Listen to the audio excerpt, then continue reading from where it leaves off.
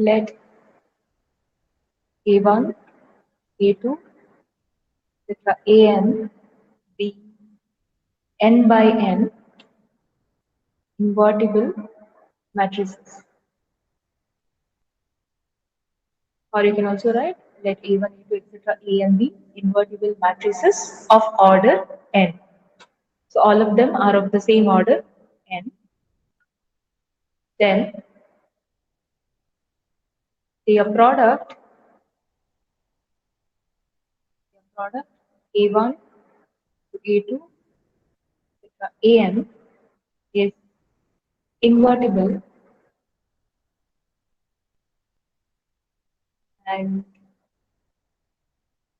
A1 into A2 into etc. An inverse of that product is nothing but Am inverse, Am minus 1 inverse, A2 inverse,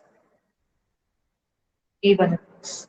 That is, you multiply the inverses of Am minus 1, etc. A2, A1 in this order. Keep in mind that matrix multiplication is not commutative, so you have to write the RHS here as Am inverse, Am minus 1, etc. A2 inverse into A1 inverse. So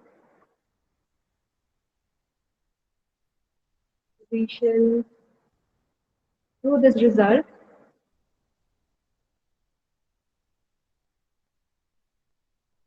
by induction on which number. There are two numbers here in the picture, M and N, right? M stands for the number of matrices given. M, M for mango. M stands for the total number of matrices given to you. N is the order of each of the matrices. Let me write here a point here. I can mention M can be any of the number greater than or equal to 2. If there is one matrix, there is nothing called as the product of the matrices. If I have to discuss about the product of matrices, at least I should have two matrices. That's why I have taken M greater than or equal to 2. M is the number of matrices given here. So this proposition has to be proved for any natural number greater than or equal to 2. That is, if I take two invertible matrices, their product is invertible. If I take three invertible, their product is invertible. In general, if I take any natural number m, product of m number of invertible matrices is also invertible. You have to use induction on m. Remember m, the number of matrices given to you, not on the order. Order remains as n here everywhere. If I take 2 by 2 matrices, I have to take all of them to be 2 by 2 matrices itself. Here, the proof is given by induction on m. What is m? The number of matrices given to us, not the order, the number of matrices. The first case, as I said, possible is m is equal to 2. Since you're dealing with the product of matrices, there should be at least 2. For m is equal to 2. In fact, the proof is already discussed yesterday. There we had taken A and B. But for m is equal to 2, here I have to just change the notation. I have to change A to A1 and B to A2. That's all. For m is equal to 2, let A1, A2 be invertible matrices. Then I have to use the trick which we used yesterday. What am I going to do? We know that A1 inverse and A2 inverse exists. Inverse of A1 is denoted by A1 inverse. A2 is denoted, inverse of A2 is denoted by A2 inverse. What we'll do is we'll multiply the product of A1 into A2 with A2 inverse, A1 inverse. Both exist because A1 and A2 are invertible. Then we simplified, if you recall yesterday, using the associative law. Okay, I'll not write down those steps once again. I have to group A2 inverse with A2, and then A2 into A2 inverse gave us identity. And then you are left with the A1 into identity into A1 inverse.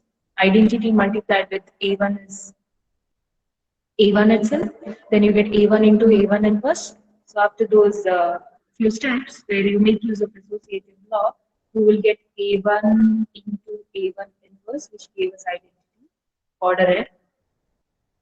And On the right side, on the left side, if I multiply by this matrix, A2 inverse into A1 inverse, again making use of the associative laws. I'll avoid the steps. Please complete this. You have to use the associative law here. Combine A1 with A1 inverse, and then see that the product is identity. Then A2 inverse into identity is A2 inverse. A2 inverse into A2 gives you identity again. IN, because all the AIs are of order n by n.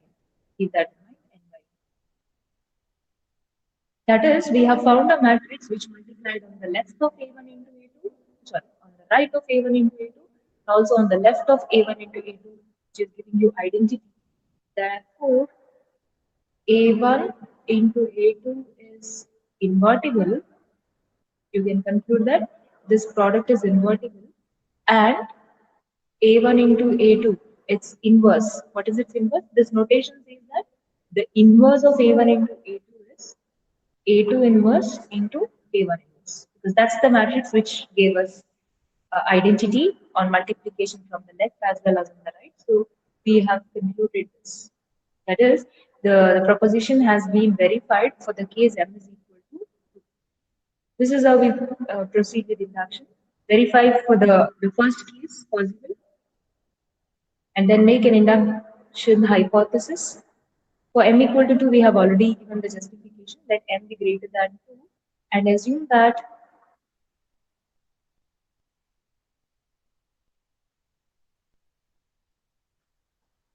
the result holds for m minus 1. M is greater than 2 here, so m minus 1 is also a positive integer. Assume that the result holds for n minus 1. What do we mean by that?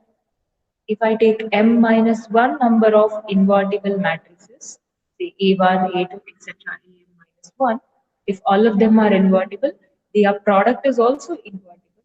And the inverse of their product is am minus 1 inverse, am minus 2 inverse, etc., into a1 inverse. I'll write down the meaning of saying assume that the result is for n minus 1. That is, if a1, a2, writing down the induction step is not required, assume that the result holds for m minus 1 is sufficient. But if you want, you can write in detail. What does that mean? What do you mean by result holds for m minus 1? That is, a1, a2, etc., am minus 1 are n by n invertible matrices.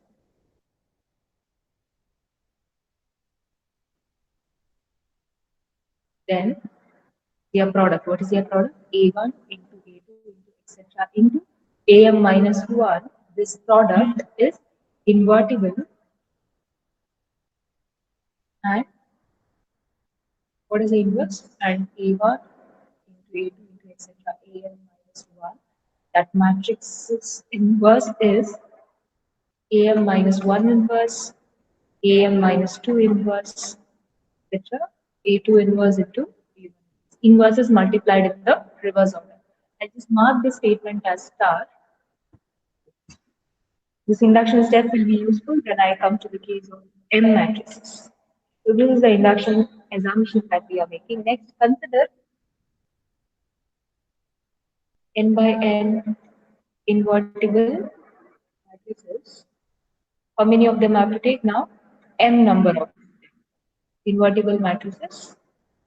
A1, A2, etc. AM. For m minus 1 of them, already the induction step is written. Next, I have to choose m number of invertible matrices. What I have to justify? Their product is also invertible, and show that its inverse is am inverse, am minus 1 inverse, etc. A2 inverse, A1 inverse multiplied. That's quite simple. I have to combine the induction hypothesis, that is, which I have marked as star here, along with the case m is equal to 2. Start with, we know that A1, I'm considering the product of all these M matrices. What I'll do is I'll write on the previous one as well. So A1, A2, etc. M minus 1 matrix is A minus AM minus 1 and then AM. I'll write below here.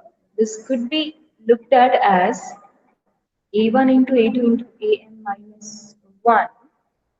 I'll consider this entire product as one single matrix. What am I doing? Initially, it is a product of m matrices. Now, I'll consider the product of first m minus one of them as one single matrix. Remember, if I multiply two n by n matrices, the product is again an n by n matrix. If I multiply three n by n matrices, the resulting product is again an n by n matrix. So, I'm looking at, I'll highlight it. I am considering this entire product of A1, A2, etc., Am minus 1 as one single matrix now, which is also of order n. So this is looked at as one single matrix of order n. And Am is another matrix. So I have right now product of two matrices, and the highlighted product, this A1 into A2 into etc., Am minus 1, it's a product of how many matrices? It's a product of m minus 1 invertible matrices. It's a product of m minus 1 invertible matrices. Look at our induction hypothesis. It says if there are m minus 1 number of invertible matrices, their product is always invertible. So I know that this product is invertible by induction hypothesis. What about AM? AM, this matrix AM is also invertible, right? AM is also invertible. So now I have two matrices where both of them are invertible. This highlighted matrix product is invertible matrix, that is one invertible matrix. AM is another invertible matrix. And the case M is equal to 2 has been already verified here. M is equal to 2 case. That is, if you have two invertible matrices, their product is always invertible. We can use that now. We know that here where, right here, where, this is not required.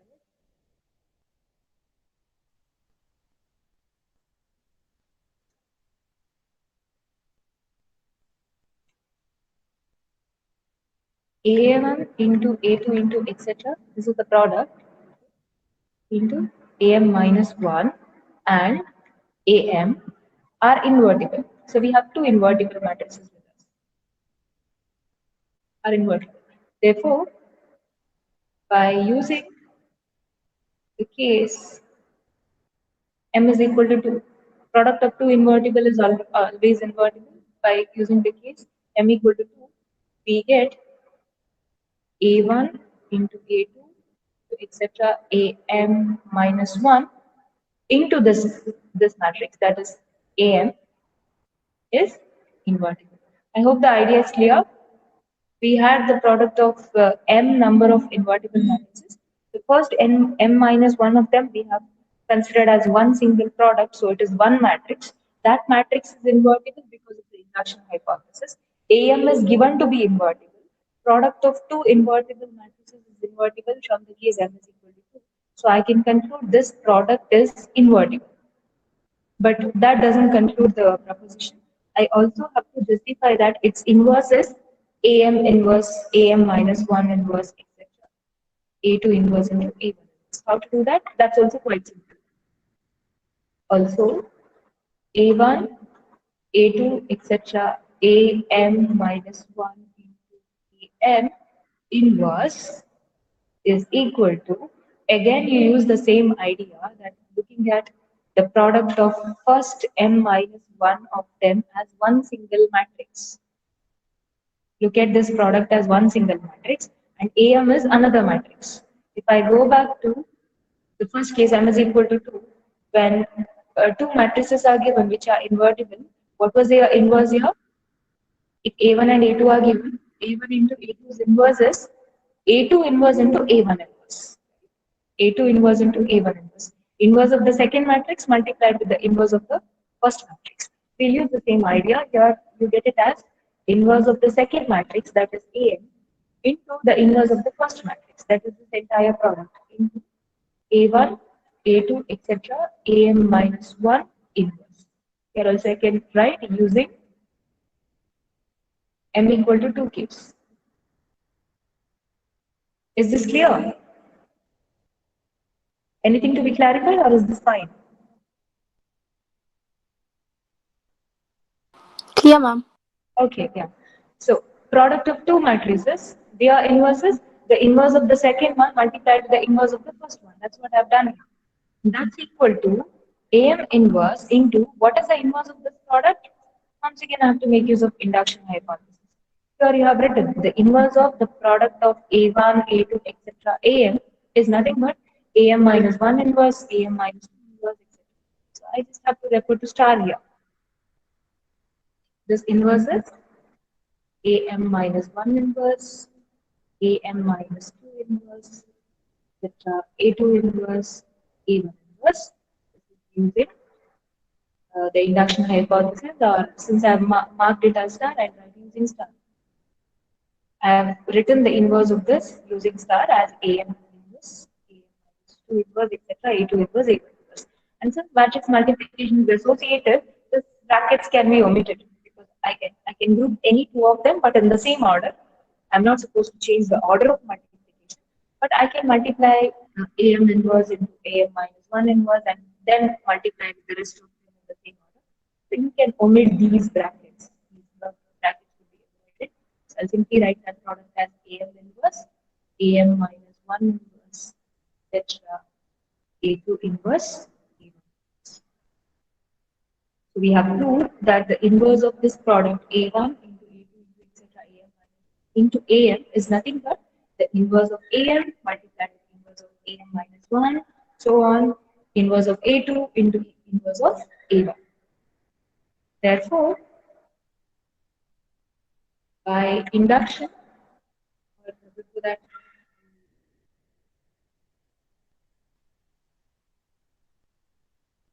therefore, the result goes for full score, which I for M,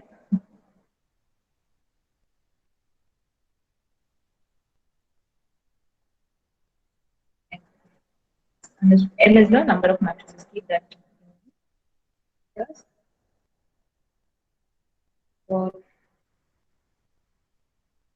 by induction, I write that by induction it follows that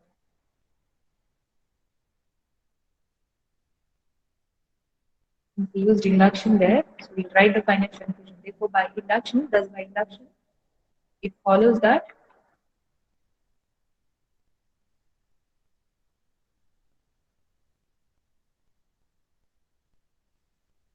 the result is true, or instead of writing that, you can also write the product of A1, A2, etc. AN. If they are all invertible, their product is also invertible, and the inverse is AM, AM inverse, AM minus 1 inverse, etc. A2 inverse into A1 inverse for all M greater than or equal to. By induction, it follows that the result is true. Result in the sense the statement that is given in the proposition. The result is true for all M, all natural numbers M greater than or equal.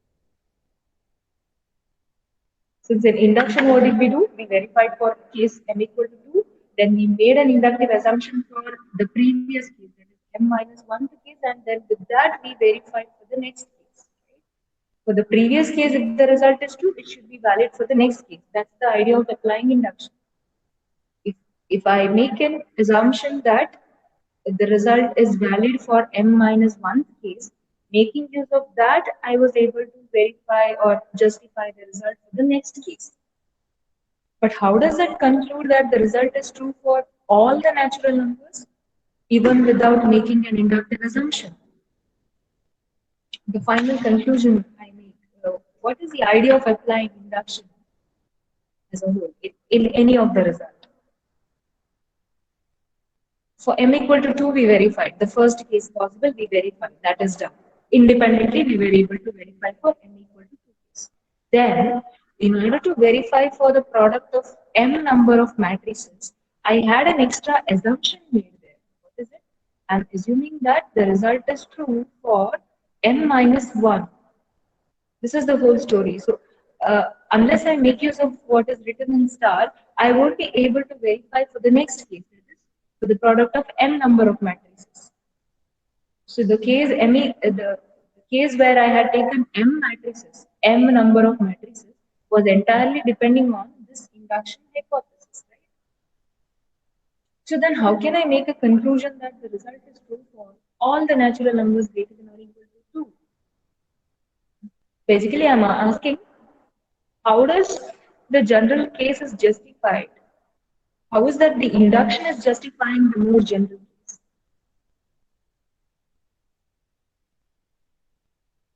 Because only when it is true for the previous case, I can do it for the next case.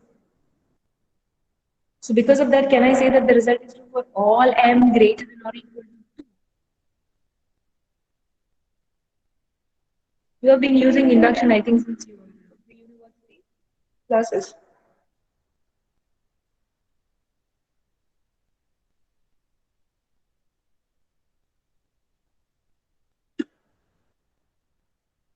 Some of you may be familiar with the idea, but just to make it clear, see, we have already verified independently for m equal to 2 case, right? In m equal to 2 case, including m equal to 2 case, I didn't use any other extra assumption. I have used only the fact that is given to me in the proposition. That is, let A1 and A1 and A2 be invertible matrices. What is given to us, only that is used. No other factor is used. Associative law, of course, it's an axiom. I can use it whenever required. But I didn't make any extra assumption here.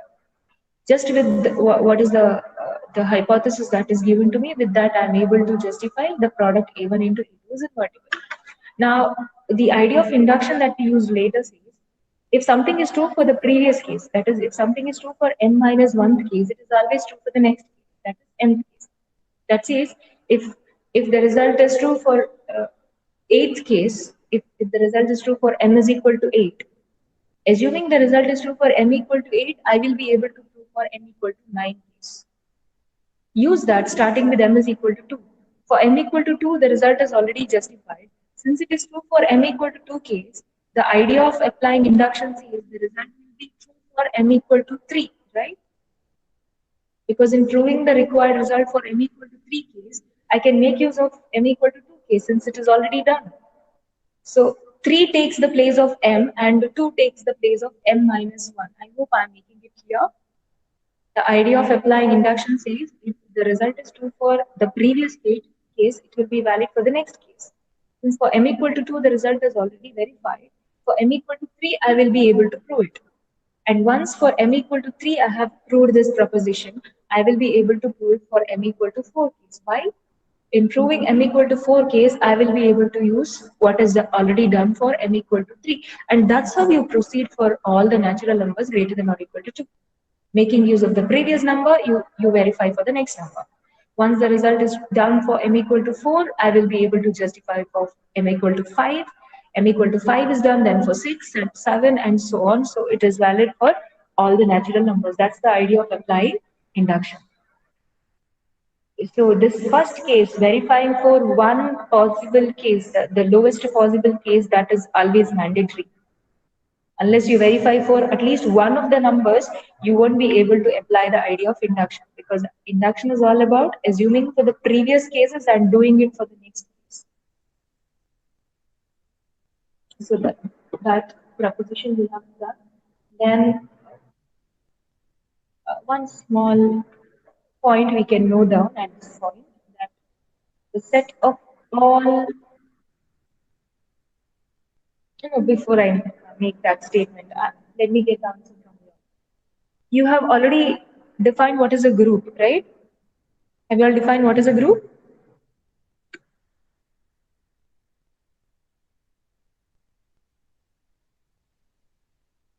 In algebra, have you all defined what is a group? If you don't want to unmute, you can write in the chat box also, either yes or no.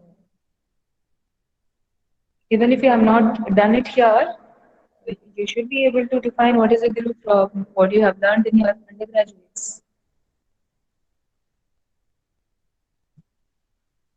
Discussion on groups has been started, right? Somebody? Yes, ma'am. Yeah, okay. Yeah. So, Reshma, can you define what is a group?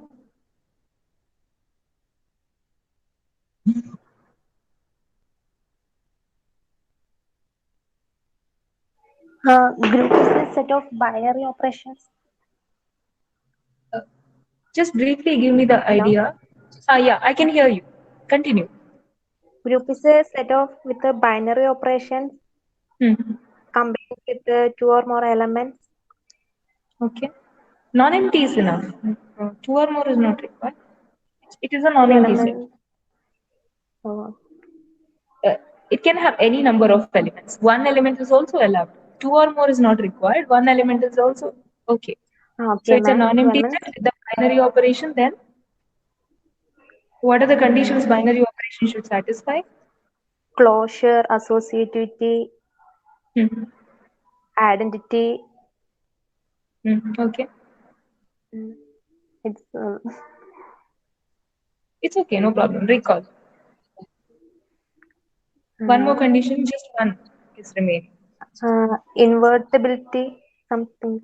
Every element should have multiplicative, not multiplicative, for whichever the binary operation is, for that particular operation, inverse should exist for every element, right?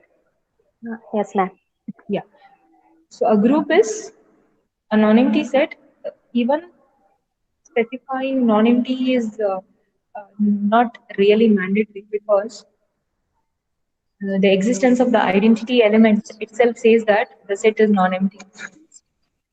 Most of the time, we write let G be a non-empty set along with the binary operation.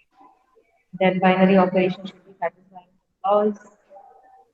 Once you call that operation as a binary operation, the function from G cross G to G is a binary operation. You don't even have to specify the closure law. What does the closure law tell you? Closure law says, Reshma, you can mute yourself. Thank you. Yeah. So when you say that that function is a binary operation, whatever star you take is a binary operation G cross G. That itself says that closure law is valid. Okay? Because you're saying that if I take any two elements and apply the star, the resulting element is already in G. When you say that it is a function from G cross G to G. Separately, you need not write closure law.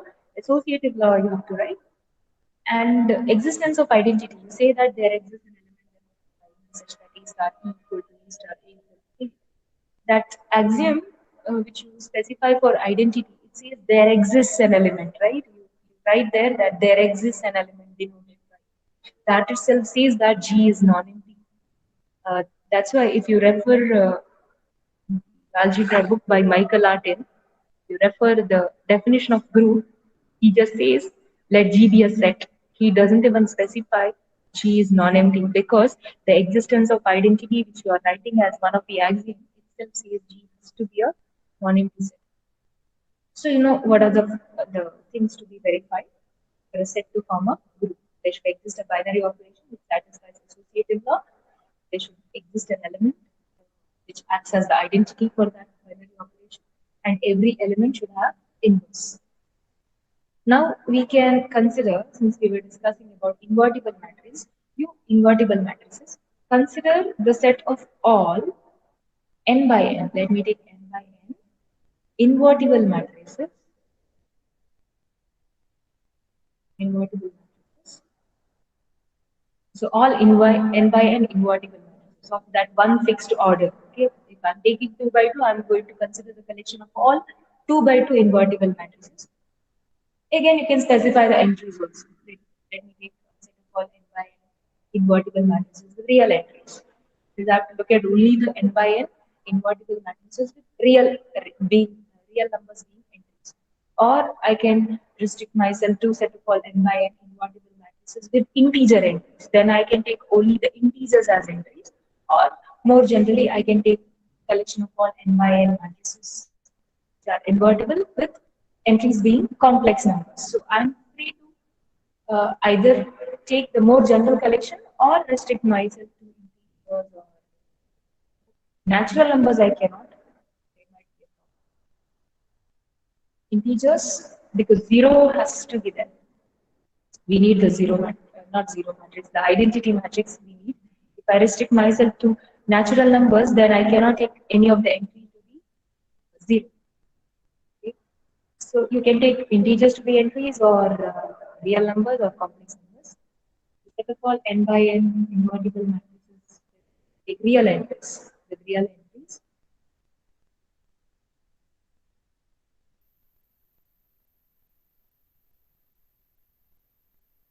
Then this collection, is this collection non-empty?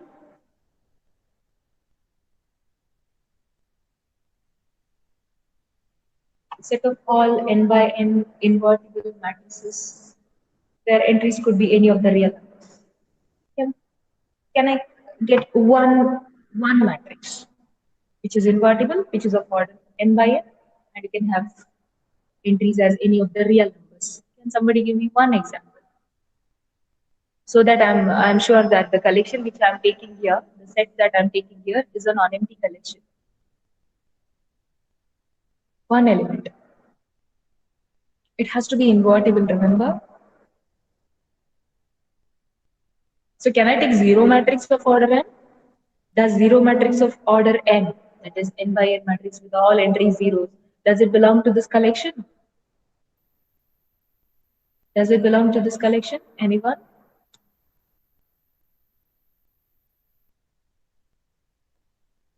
Diksha? Diksha, does the zero matrix belong to this collection? Yes, ma'am. Zero, is it invertible? I have to look at n by n invertible matrices. What do you mean by invertible? Say that A is Hello. invertible. Yes, yeah, I can hear you. Hello. Yeah, hello. You can speak. Hello. I'm able to hear you. Yeah, go ahead. He can hear you clearly. Yes, ma'am. Zero is invertible. What is the definition of invertible matrix? If A has to be invertible, I should be able to find another matrix B such that A into B equal to B into A is equal to identity, right? What is identity? All entries being 1 in the diagonal and rest non-zeros. So in the place of A, Identity element. yeah, identity matrix on the RHS. If I take a matrix A with all zeros, can you give me a matrix B which multiplied with the zero matrix will give you identity?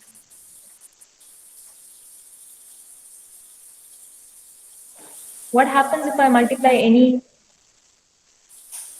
matrix of order n with the zero matrix? What is the product matrix?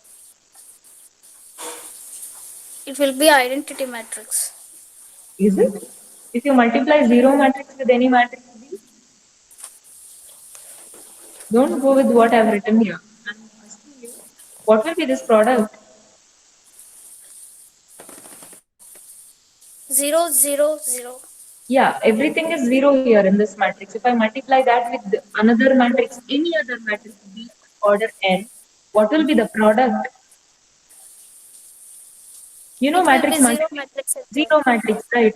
So then how Huh. can I, because I want here in the diagonal all integer 1.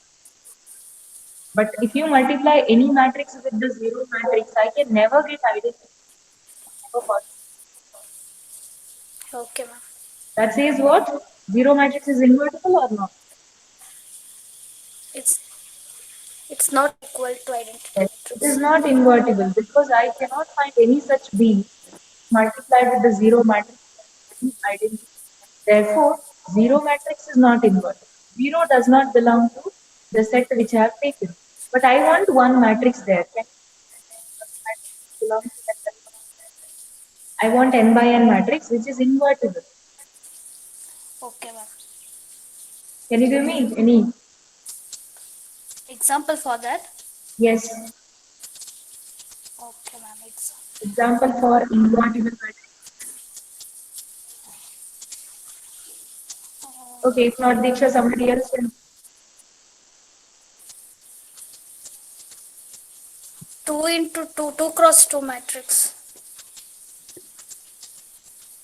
Yes, 2 cross 2. 2 cross 2 matrix. Okay, 2 by 2 matrix. Entries. Entries are 0, 1, Hmm. Hello? Yeah, I can hear. Continue. Hello, ma'am. Yeah. 1001 Hmm. down there. 1001 or zero Cross. one? The second one, is this the one which you are Second saying? one is correct. What is that? That is identity, right? Ha. Hmm. How do we know that this is invertible? Because so far I have not given the definition of inverse, like how to find the inverse of a matrix. But you see that if I multiply I2 with itself, what is the product? If I multiply I2 with I2, 10101. if I multiply this, I'll get back which matrix? The same matrix, right? 10101. Same. Yeah. Yeah. That says identity is its own inverse. Correct? Ha. The product is coming out to be the identity. That says I2 is its own inverse. Yeah. Okay, you can mute. Yeah, okay, thank you, ma'am. So I2 is invertible, that is for order 2. So it is not only in the case of 2 by 2 matrix, even when you take n by n case, In is the first example that you can think of for invertible matrices. Because if I take identity matrix of order n, we know that identity multiplied with any other matrix will give back the same matrix. So if I multiply identity with identity, I would get back the same matrix. That says, for this matrix A, we have another matrix B, which multiplied on the left or right. Whether I'm multiplying from the left side or right side, that is not at all required here because both A and B are the same. Right? So if I multiply these two, I'm getting back identity. That says, identity is its own inverse. Identity is its own inverse. Therefore, identity matrix will definitely belong to the connection which I have taken. So it's a non-empty set, non-empty, having identity matrix in it. What if I take two matrices from this collection? So non-empty case is done. If I take any two matrices A and B from this collection, if I call this collection as G now, I'll call the set of all n by n invertible matrices invertible. Remember, set of all n by n invertible matrices with real entries as G. We know that identity is here, so it's a non-empty collection. It's non-empty.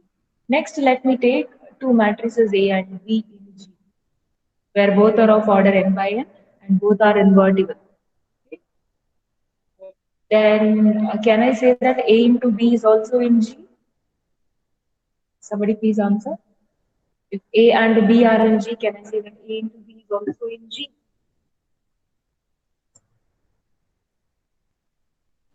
Yes, ma'am.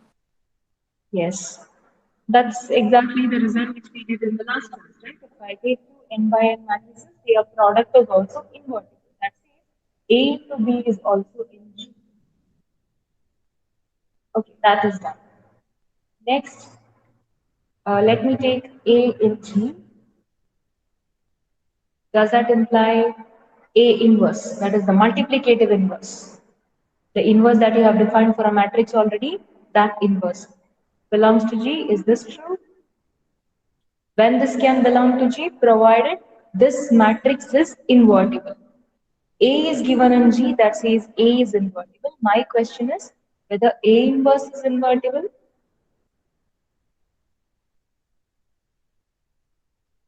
Is A inverse invertible? What is its inverse? Crispin, can you answer me? Yes, ma'am. Yeah, what is the inverse of A inverse? Inverse of a matrix is the matrix itself. Yeah, inverse of A inverse is Yeah. A is, right? Yes. A is already invertible. We know that A and A inverse satisfy this equality.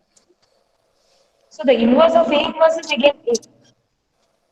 That says A inverse is also an invertible matrix. Yeah, that's all. That's all I want. Thank you. Therefore, A inverse is also here. So all question marks removed. What can I conclude now? And one more fact is remaining. Let me complete that also. That is, if I take three matrices here, A, B, and C in G, you take any three matrices where the multiplication is defined. We have already noted that there is associative law. Right? A into B into C is same as A into B into C. So even if I take 3 n by n invertible matrices, we will have this rule, that is associative law is true. Since the entire collection of matrices where the matrix multiplication is defined that satisfies the associative law for matrix multiplication, even if I take invertible matrices, they also satisfy the associative law. So we know that G is non-empty because identity matrix is there. If I take A and B in G, A into B is also in G. If A is in G, then A inverse is in G. If I take three matrices A, B, C, then A into B into C is same as A into B, C. And how is this identity matrix? This identity matrix is special. If you multiply any matrix A from G, you take any A in G, multiply it with the identity on the right side, or you multiply the identity matrix on the left of A, what you get back is A. G is non-empty, closed under matrix multiplication. Inverse of every element under matrix multiplication exists. Associative law is satisfied. There exists an element which acts as the identity for matrix multiplication. So what can I conclude? G is a group. Yes. I'll write back the note once again. The set of all n by n invertible, this is needed, matrices with real entries. Real is not necessary, as I said, you can take only with integer entries also. If you multiply two matrices with integer entries, the resulting matrix will also have only integers. You cannot get something rational or irrational or complex number, that can never happen. When you multiply the matrices, if the previous matrices are real entries, the new matrix will also have real entries. So entries could be restricted to Z, R, or C. That is up to you. Set of all n by n invertible matrices with real entries. Or I'll also specify that Z is the set of integers, or C is the set of complex numbers. Forms a group with respect to matrix multiplication. Forms a group with respect to matrix multiplication. Just a group I have written here. It doesn't form an abelian group because multiplication of matrices is not commutative in general. You can easily find examples of two n by n matrices, invertible n by n matrices, where the product AB won't be same as BA. Try finding some example, maybe of the 2 by 2 case or anything. So it's not an abelian group in general, but it forms a group. And this has some special name. It is called the n-dimensional. Just take this for granted right now. Dimensions we have not discussed so far. It's called the n-dimensional general linear group.